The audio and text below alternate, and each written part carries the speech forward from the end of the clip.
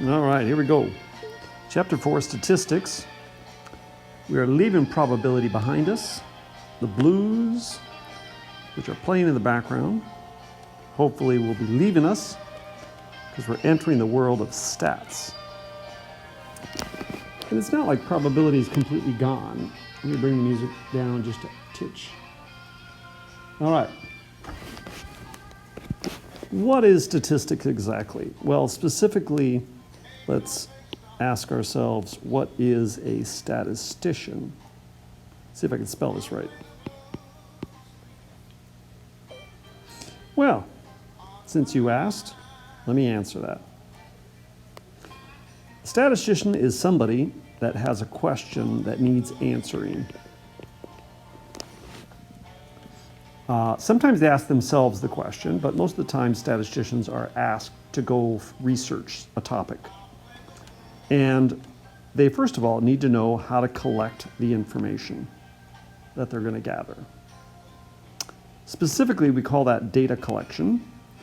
Once they've collected that, from who and how they're going to collect it, then they need to analyze the data. And that's probably the biggest role that most people specify about a statistician. It's most of the math that we do in the class. But a statistician actually comes in here where they're forming the conclusions. That is, the analyzing the data, we usually leave that to software. We let machines do that type of work for us. Then, when we're done reaching our conclusions, we explain the process that we took in a report that we send back to whoever answered us the question, whoever is paying the bill. Yeah? All right, let's dive into that. Letter B. What are the types of data that we can collect? There are many types out there, but I'm going to boil it down to just two. There is typically categorical data, and there is numerical data. Both are interesting and useful. Most of the time we work with numerical in this class, but you could go around and find color of eyes, for example, what day of the week. You could even say, what kind of music do people listen to? Yeah? So types of music. I'm playing some blues. I don't know if you like to listen to that, but numerical. These are what they say they are. They're numbers. So your age, your height, your GPA. And we could continue on with that and discuss more different types of numbers, but I'm going to leave it at that. Those are the two different main types of data that we collect. All right, the collection of the data. Now that we know the type of data, are we going to collect from everyone? In which case we're doing what we call a census, or will we be doing a survey where we just collect a sample, some of them. And we have over here a picture of a lake, and you might be doing a survey of the lake of the fish. And the fish are everywhere. They're all over the lake. But we don't have time to do that, so we just drop a net here, and we collect some of the fish. Hopefully we've collected a good sample, and that's an interesting thought. Is that a good way to look at the overall population of the fish if you're not going to collect all of them? These are questions more which we'll talk about on 4.2, but a sample is just a few, and statisticians don't typically have time to get information from everybody. By the way, every so often we do a survey, a census, and the census, last one we did in the USA was 2020, okay? Good old USA. Every 10 years, we do a census. We go door to door and we knock. Hello, how many people are in this house? That kind of thing. All right, so that's the who. Who do we collect that information from? How do we collect the data? Are we going to do an experiment? An experiment is where we do something to the population. We call that, a fancy word for that is a treatment. And frequently they do this with medicines when they're checking to see if medicine is effective. They will get some people to come in, and then some of the people they will treat with the medicine. Other people they will give what we call a placebo. Some people they don't give any treatment to. All right? So experimental is a popular way to do a collect data, right? Collect some information to answer a question, that kind of thing. Now the other thing we could do is we could just sit and watch. And frequently we can do this because we don't want to disturb. We want to see what people do in certain scenarios, and we don't want to like mess with people. And so this is another way to collect information, is we just observe. Okay? So in this case, we do nothing. We observe. All right. So here's some examples that we're going to do here. First thing, you're going to decide, is this thing a survey or a census?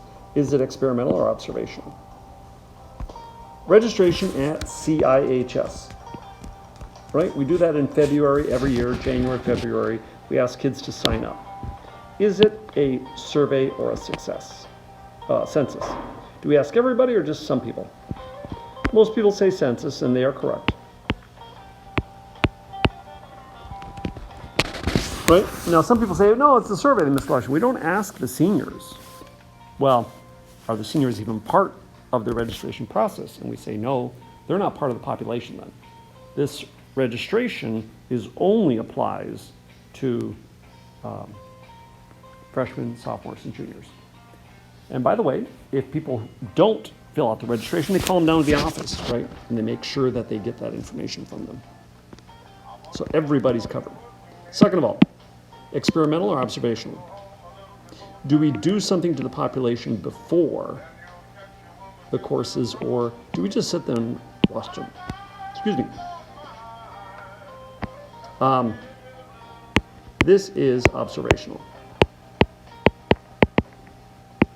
We're not testing to see if something works in that world. Like, we don't give some kids Chromebooks and some kids we don't give Chromebooks. Some kids we watch a video, some of them we don't. No, we put everybody through the same thing, right? And we get the data back. So there's no particular treatment here because we're not doing that. All right, so we set up a camera. We're looking at some new playground equipment that is installed, and we're wondering, is this good equipment or not, right? What type of data collection are we doing, and how are we doing this? So is it a survey or a census? Are we looking at some of the people or all of the people? Well, this time I think you can see we can't ask all the kids. All the kids don't show up, just some of the kids show up. Do we know which ones? No, we don't. All right. Second of all, is it observational or is it experimental? A lot of kids think in this one here is observational because you're watching. But because we're studying new playground equipment, that means we're kind of comparing to an old equipment, right? So this is what we would title experimental. Okay. And likewise, if you're giving samples at lunchtime to kids in line to see if they like the new entree, what's going on here? Well, you can see that we probably have it's a census if we get everybody. And we're going to assume that the lunch people are very careful and they cover everybody. They don't skip anybody in line. Second of all, is it observational, experimental? Do we give some kids things and some not kids and then see what happens? No. We pretty much just observe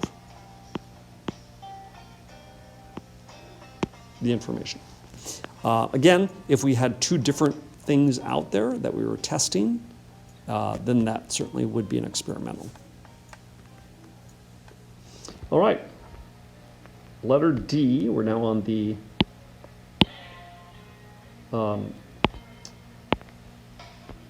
final idea, and that is that when I collect data, I need to analyze the data. Okay? The first level of analysis that we do, there's many things we do with the data, but the first one is we say, is it valid? Does the data answer the question? Sometimes the data that collected is bad data. We have to throw it out and go get new data because it doesn't answer what we were looking for. Is it reliable? Question 2. What does that mean? Is it repeatable? Can I repeat the experiment again and again and again and get the same type of data? So these are both good things. We like data to be valid. We like data to be reliable. We do not want data to have bias. Bias means there's something that we're doing that is what we call skewing the data. It's causing the data to be affected by something. So let's look at some examples, and we're going to look at these 3 concepts. Is the data valid? Is it reliable? Is there bias? Okay. So we have here a pilot speedometer. She's driving. 5 miles per hour over the real speed. Right? So is this speedometer here, is this a valid tool to collect data from?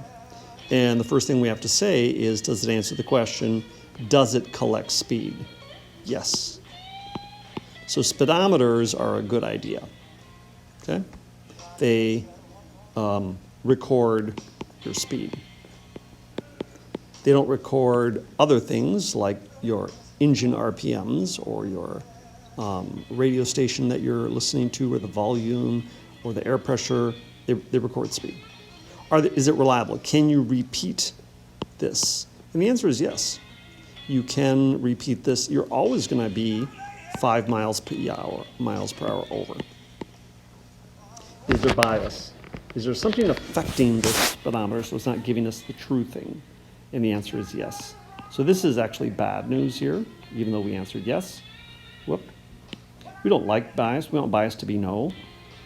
And here the bias is it's 5 miles per hour over always. Okay? All right, a breathalyzer kit. So let's say the driver was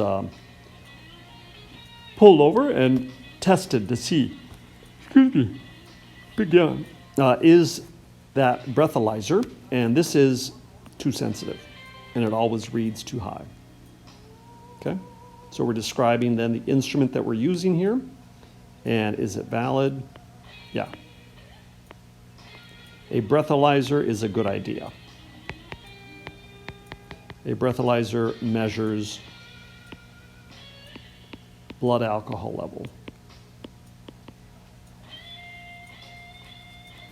Okay. Is it reliable? Yeah. Okay. Well, we shouldn't say, we should say sort of yes.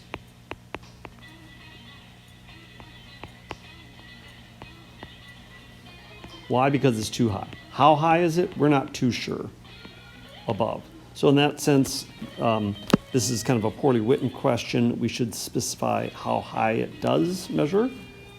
Is there bias? Again, yes. For some reason, it's always high.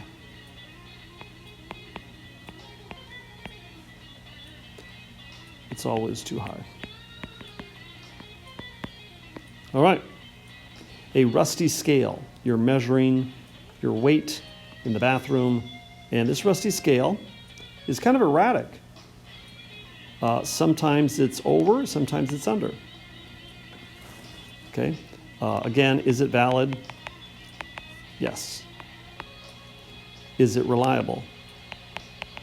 Now we have to say no. Okay. It's erratic. Sometimes it's over, sometimes it's below. Is there bias? This also is no. There is rust, but it's unpredictable.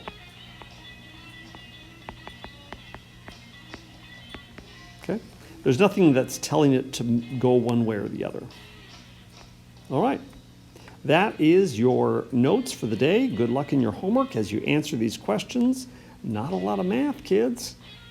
All these different types of words involving statistics. Best of luck.